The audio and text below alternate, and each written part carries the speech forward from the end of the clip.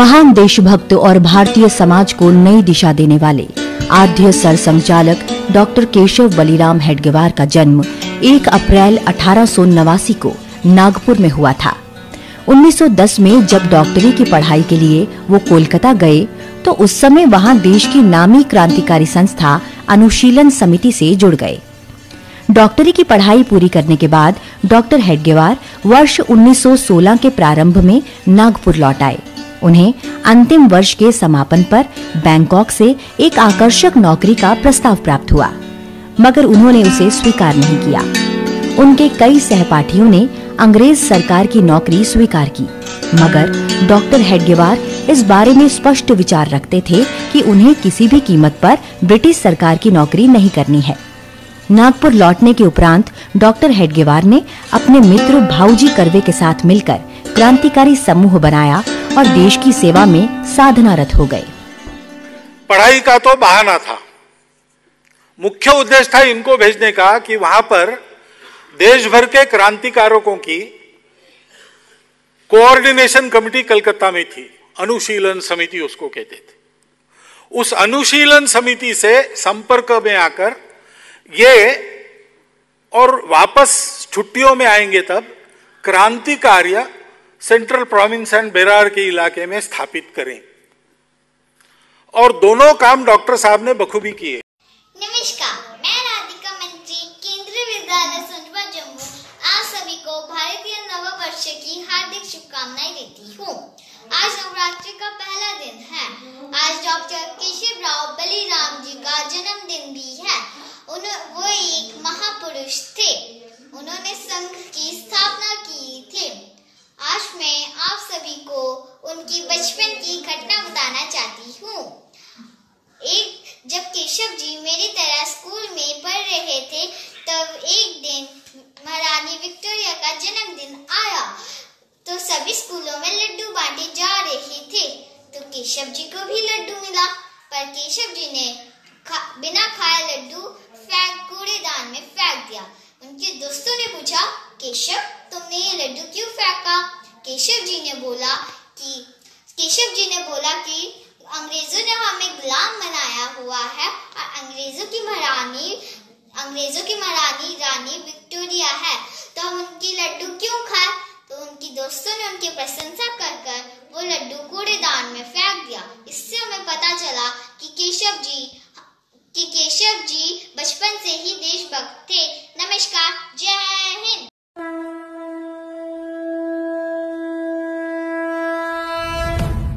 नमस्ते सदा वत्सले मातृभूमे, नमस्ते सदा वत्सले मातृभूमे, त्वया हिन्दु भूमे सुखं वर्धितोऽहम्, त्वया हिन्दु भूमे सुखं वर्धितोऽहम्, महामङ्गले पुण्यभूमे त्वदर्थे, महामङ्गले पुण्यभूमे त्वदर्थे, पतत्वेशकायो नमस्ते नमस्ते, पतत्वेशकायो नमस्ते नमस्ते, भारत माता की जय।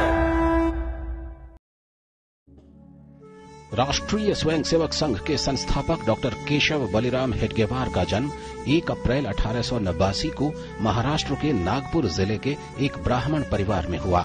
मैट्रिक परीक्षा पास करने के बाद हेडगेवार डॉक्टरी की पढ़ाई करने के लिए कोलकाता गए। कोलकाता में हेडगेवार अनुशीलन समिति और युगांधर जैसे संगठनों से जुड़ गए, जहां वो राम प्रसाद बिस्मिल के संपर्क में आए। डॉक्टर हेडगेवार ने केशव चक्रवर्ती के छद्म नाम से काकोरी कांड में भी अहम भूमिका निभाई।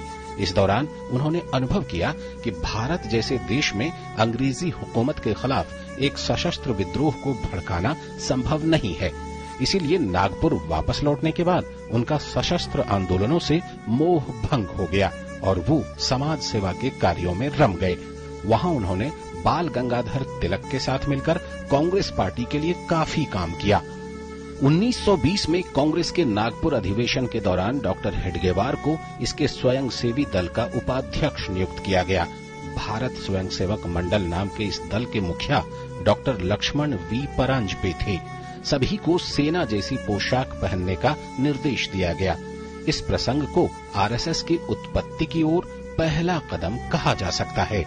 कांग्रेस से मोह भंग होने के बाद डॉक्टर हेडगेवार ने एक ऐसे सांस्कृतिक दल की स्थापना करने का निर्णय लिया जो हिंदुओं को एक साझा मंच प्रदान कर उनके भीतर अनुशासन और समान राष्ट्र भावना का विकास कर सके।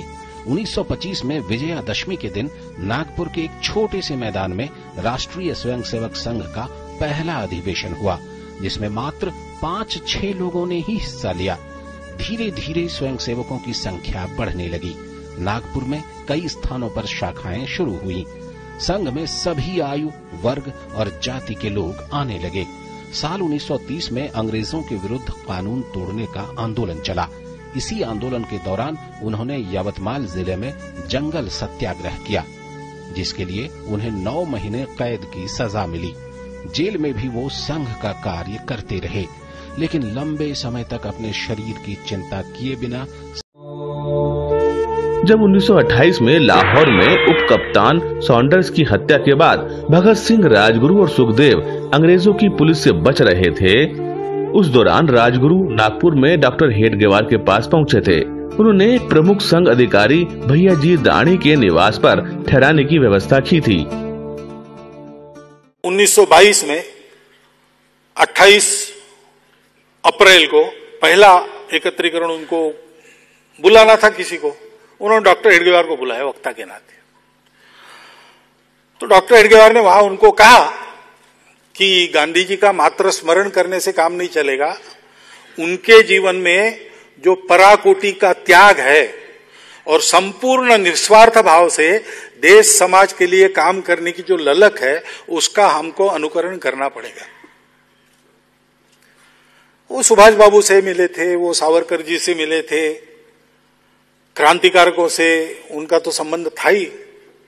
राजगुरु जब भूमिगत हुए तो नागपुर में, विदर्भ में उनके रहने की व्यवस्था उन्होंने की थी। संघ की स्थापना के बाद से ही देश को पूर्ण स्वतंत्र कराना और समाज को संगठित करना ही उनका मुख्य उद्देश्य बन गया।